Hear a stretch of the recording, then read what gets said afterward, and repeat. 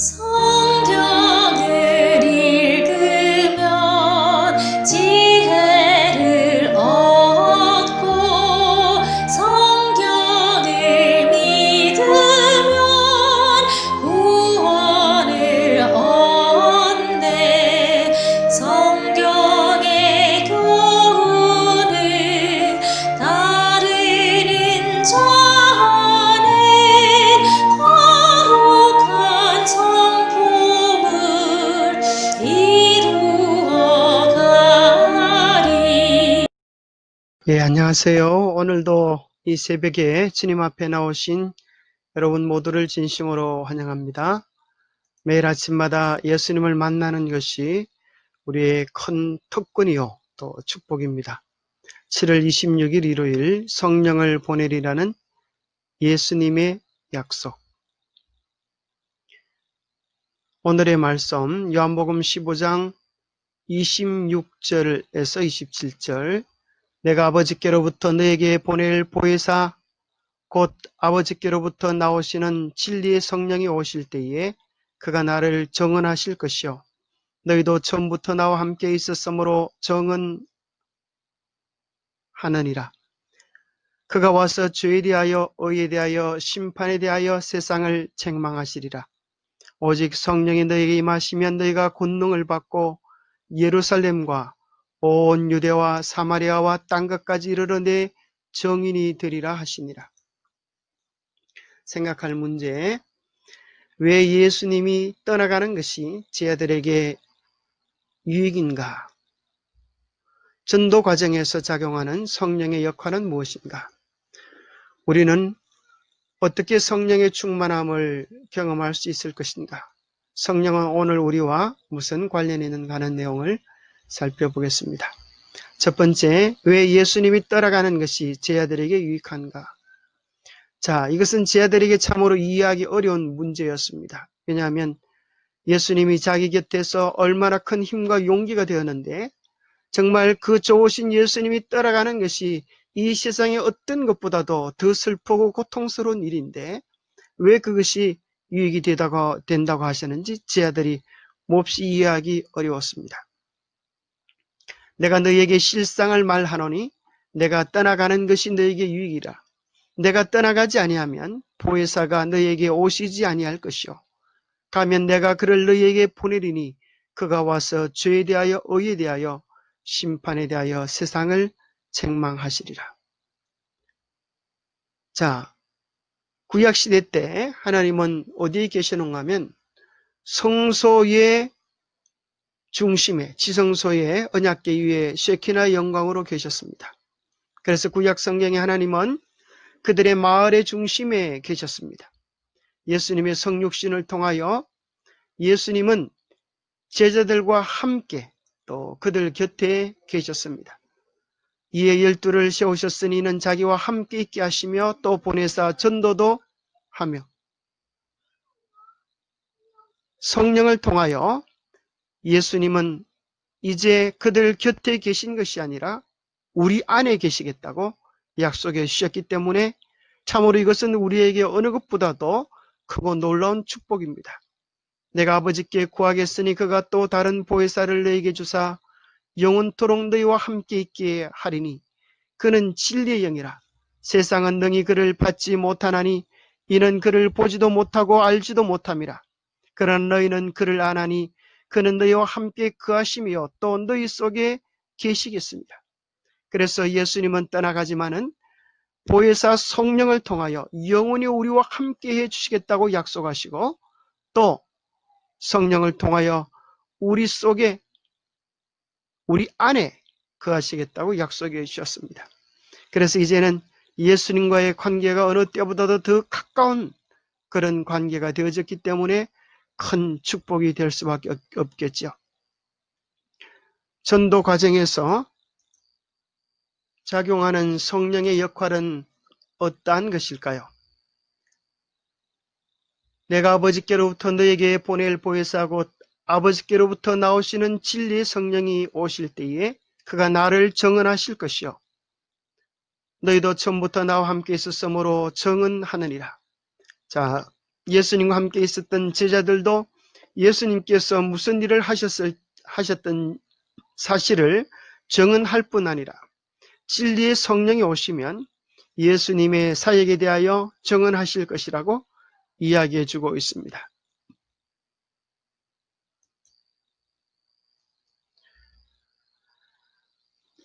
교과서에는 보혜사 파라클레토스 곁에 있는 사람의 뜻인데 성령의 주요 역할을 7가지로 소개해 주고 있습니다. 첫째는 신자들 곁에 동행하고, 또 둘째는 신자들 곁에서 능력을 주며, 셋째는 전도를 할 때에 그들을 인도해 주는 역할을 합니다.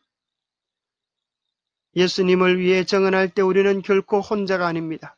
성령은 우리 곁에서 함께 하시며 우리를 진실한 구도자에게로 인도해 주십니다.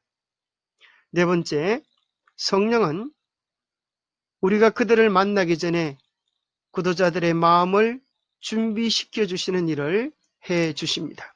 그래서 우리가 이런 일들을 위하여 기도하는 일들은 참 중요한 일입니다. 다섯 번째는 우리가 어떤 말을 해야 할지 인도해 주시고, 또 여섯 번째는 구도자들의 마음의 말씀을 들을 때에 확신을 불어넣어 주시고, 또 일곱 번째에 하나님의 부르심에 응답하도록 그들의 마음속에 힘과 용기를 더해 주시는 분이 성령이십니다.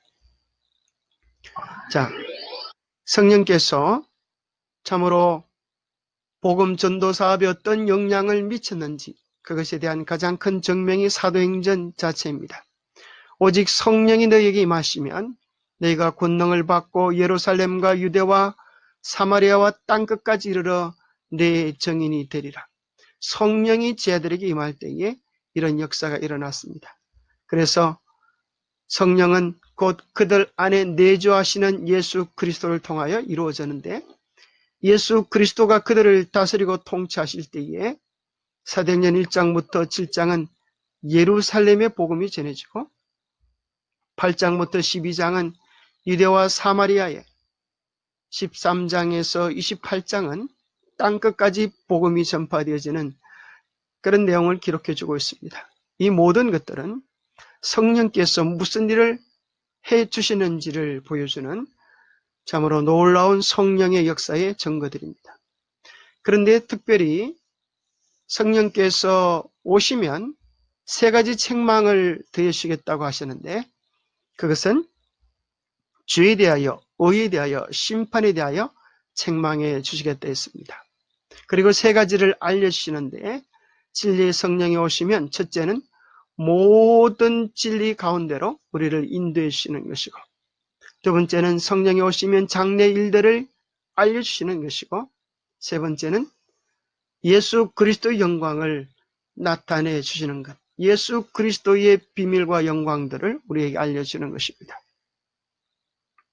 그래서 성령의 또 다른 이름은 하나님의 영이고 또 그리스도의 영입니다. 누구든지 그리스도의 영이 없으면 그리스도의 사람이 아니라, 정말 그리스도인들은 그들의 마음의 중심에 그리스도의 영, 성령을 모시고 사는 사람입니다. 자, 구체적으로 오늘 우리에게 성령은 어떤 일을 하시는지 한번 살펴보겠습니다. 첫 번째, 죄에 대하여라면 그들이 나를 믿지 아니하며, 그렇게 표현했는데, 이 말씀은 유대인들에게 이렇게 적용되어졌습니다. 직접 예수의 말씀을 들었으나 믿지 아니하였으며 예수를 보았지만 메시아로 영접하기는커녕 오히려 미워했습니다. 결국에는 자기들의 메시아를 아무런 연고도 없이 미워하고 핍박하여 십자가에 죽게 했습니다. 이러한 그들의 죄를 성령이 드러나게 해 주시는 것입니다. 이것은 유대인들뿐 아니라 오늘 우리들에게도 어떤 작용을 하는가 하면, 예수님께서 돌아가신 원인이 유대인들의 죄 때문도 아니요, 로마인들의 죄 때문도 아니고, 오늘 나의 죄가 궁극적으로 예수 그리스도를 십자가에 죽게 했음을 성령께서 깨닫게 해주십니다. 마치 유대인들이 베드로의 설교를 들었을 때에 마음의 찔림을 받고 형제들아 우리가 어찌할꼬 탄식하게 되었던 것처럼 성령께서 우리 마음속에 우리가 무슨 짓을 했는지 우리의 죄가 예수 그리스도의 십자가에 어떤 영향을 미쳤는지 깊이 깨닫게 해주면 우리 모두가 다 깊은 탄식 속에 빠지게 됩니다. 아, 나의 죄가 예수 그리스도를 십자가에 못 박겠구나. 나의 죄 때문에 예수님이 저런 온갖 수치와 모욕을 당하시고 십자가에 달려 죽으셨구나. 내 죄가 도대체 무엇이기에 예수님께서 나를 위하여 저토록 큰 고난과 아픔을 당하셨다는 말인가? 깊이 통회하면서 성령께서 우리 마음속에 죄에 대하여 탄식하는 마음, 죄를 미워하는 마음, 죄를 회개하고 버리는 마음을 더해 주십니다. 그럴 뿐 아니라 성령은 이제 우리에게 대하여 어떻게 이제 의를 이루는가, 다른 말로 하면 어떻게 구원을 이루는가에 대한 구체적인 방법을 이야기해 주십니다. 의에 대하라 하면 내가 아버지께로 가니 너희가 나를 다시 나를 보지 못하며. 자, 의에 대하라 하면 예수님께서 아버지께로 간다고 이야기했습니다. 그리고 그들이 예수님을 다시 보지 못하게 될 것을 이야기해 주었습니다. 이 말씀은 유대인들이 예수 그리스도를 참남죄로 십자가에 못 박은 것입니다. 어떻게 사람이 되어서 하나님의 아들이라고 이야기하는가? 그래서 예수님을 십자가에 못 박았습니다. 그러나 예수님께서 그들을 모두에게 부활하셔서 이제 아버지께로 가심을 통하여서 그분이 아버지가 보내신 구세주였구나. 우리의 구원, 우리의 의를 이루기 위한 하나님의 방법이었구나 하는 사실을 깨닫게 해 주시는 것입니다. 그래서 우리가 아버지께로 가려고 하면 길이요 진리요 생명 되시는 예수 그리스도로 말미암지 않고는 다른 방법이 없다고 하는 사실을 깨닫게 해 주는 것입니다. 그래서 이제 구원을 얻는 유일한 길은 우리 인간이 율법을 지킴으로 구원에 이를 수가 없고 오직 하나님의 한 의가 나타나는데 율법과 선지자들에게 증거를 받은 것이라. 이것이 뭔가 하면 구약 성경에서 약속하고 예언된 것인데 곧 예수 그리스도를 믿음으로 말미암아 모든 믿는 사람에게 미치는 하나님의 은이 차별이 없느니라. 그래서 이제 어떻게 죽을 수밖에 없는 우리 죄인들이 구원을 이루는가에 대한 대답이 이것입니다. 인간은 아무도 자기의 행위나 노력의 열매로 구원을 얻을 수 있는 사람은 아무도 없습니다. 구약 성경에서 끊임없이 예언되어진 메시아 곧 예수 그리스도가 오셔서 우리의 죄를 위한 대속제물로 십자가에 죽으신 것입니다. 그래서 누구든지 예수 그리스도를 우리의 구주, 우리의 메시아, 우리의 왕으로 받아들이고 예수님을 마음의 구주로 영접하면 우리 안에 도무지 이룰 수 없었던 하나님의 의로우심이 우리 안에 이루어진다고 하는 놀라운 축복의 선언인 것입니다. 그래서 성령을 통하여 이제는 자기 자신에 대하여 완전히 포위되었던 영혼들이 예수 그리스도 안에서 온전한 하나님의 구원을 발견하고 기뻐 즐거워하며 뛰놀게 하는 것이 성령의 역사입니다. 세 번째, 심판에 대하여 하면 이 세상 임금이 심판을 받았습니다. 우리 교회 주석에는 심판행위, 십자가에서 이루어진 하나님의 품성에 대한 옹호는 사단이 심판의 제저 정죄받을 것임을 보정하였다. 그리고 이 일이 대반역자 사단에게 일어날 것이라면 또한 모든 공범자에게도 일어날 것이다. 그렇게 설명해 줍니다. 예수님의 십자가를 통하여 마귀의 정체가 온 우주에 공개된 것입니다. 마귀의 속임수가 마귀의 거짓말이 무슨 일을 했는지를 온 우주가 보게 되어져서 이제는 마귀의 정체가 천하에 드러나게 된 것입니다. 그래서 마귀가 십자가에서 이제 심판을 받았습니다. 마귀가 십자가에서 완전히 패배한 것입니다. 그와 같이 마귀와 공범자가 된 자들, 죄에 대하여 동참했던 자들도 마귀의 심판이 이루어진 것처럼, 이루어질 보증이 십자가에서 이루어진 것처럼 그들의 심판에 대한 보증도 이루어진 것입니다.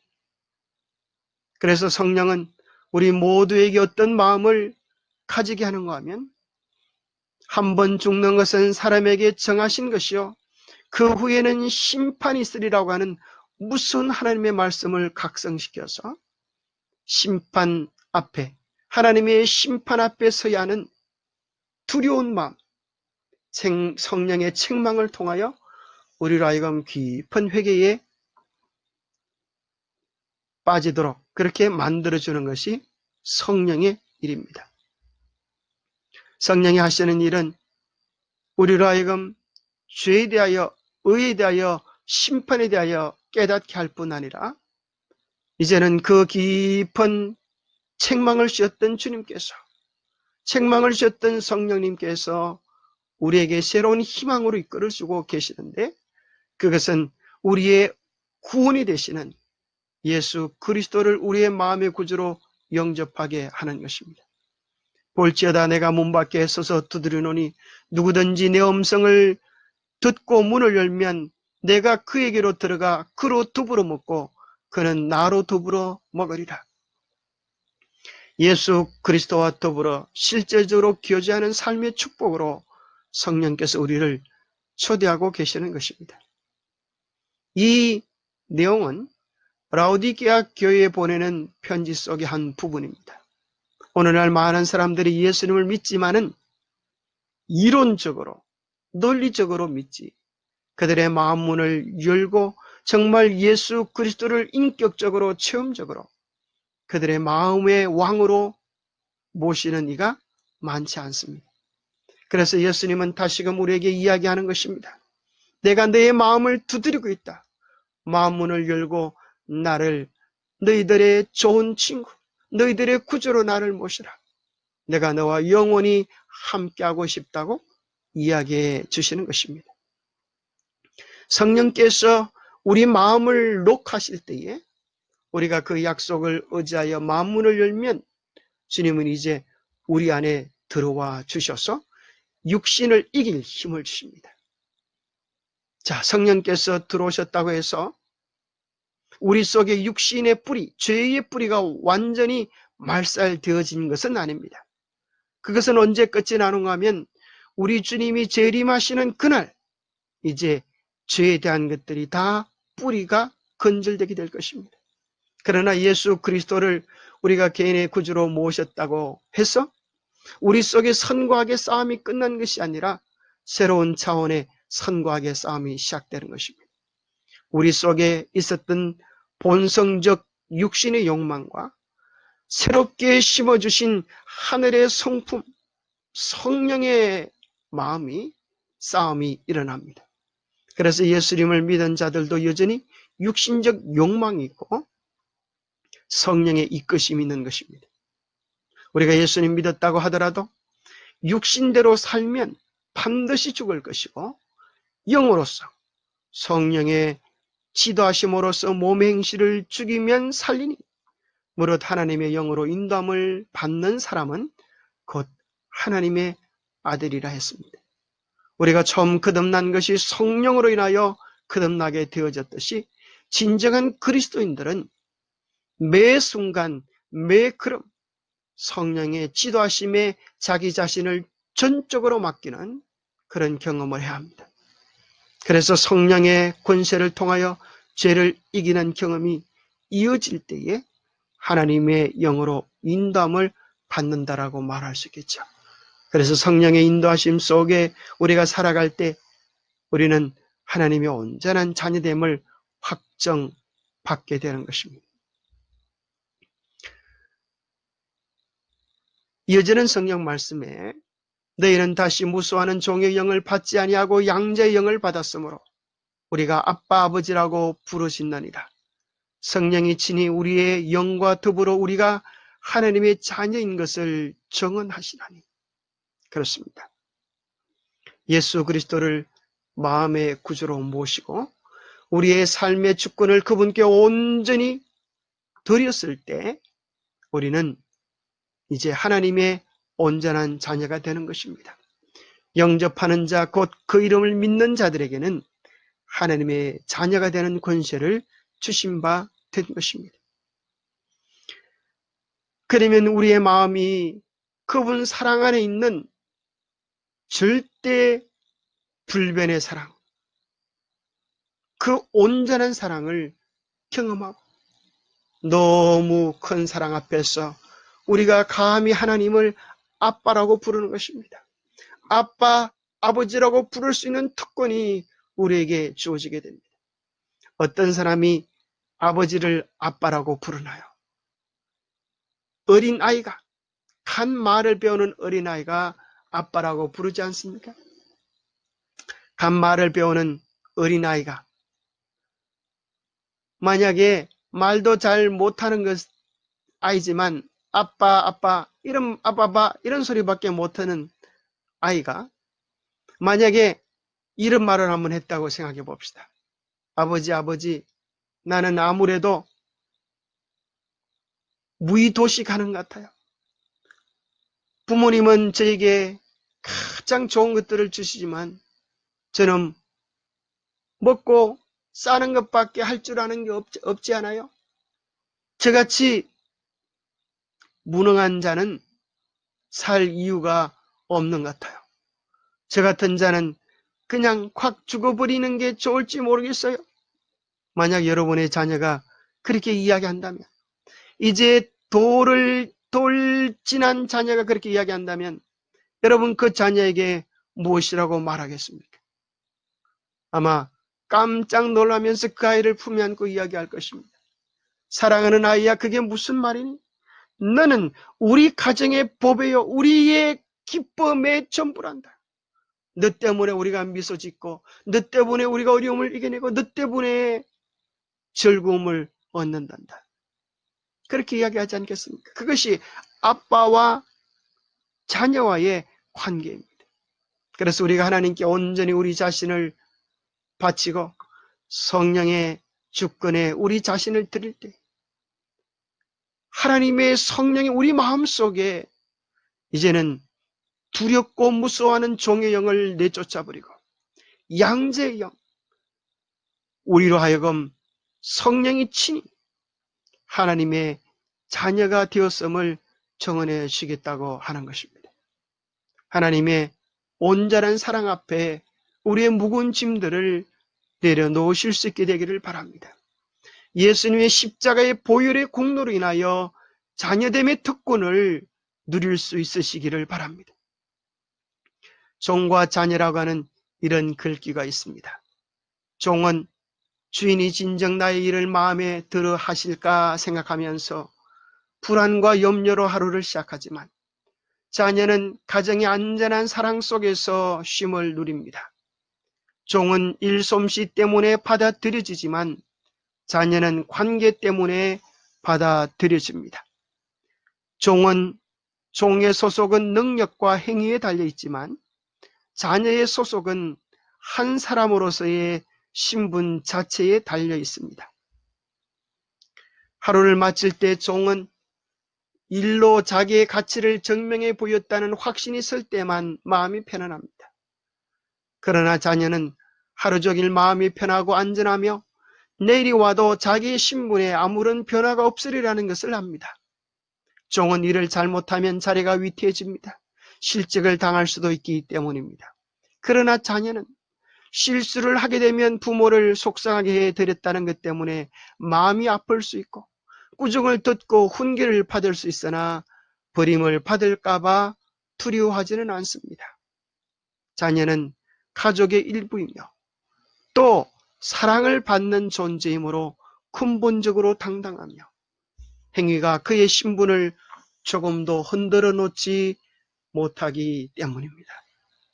여러분은 종입니까? 자녀입니까? 하나님의 온전한 사랑 안에서 예수 그리스도를 참으로 우리의 마음의 구주로 영접하면서 주님께서 베푸시는 온전한 자유, 온전한 기쁨, 온전한 은혜, 온전한 평화를 누려보시게 되기를 바랍니다.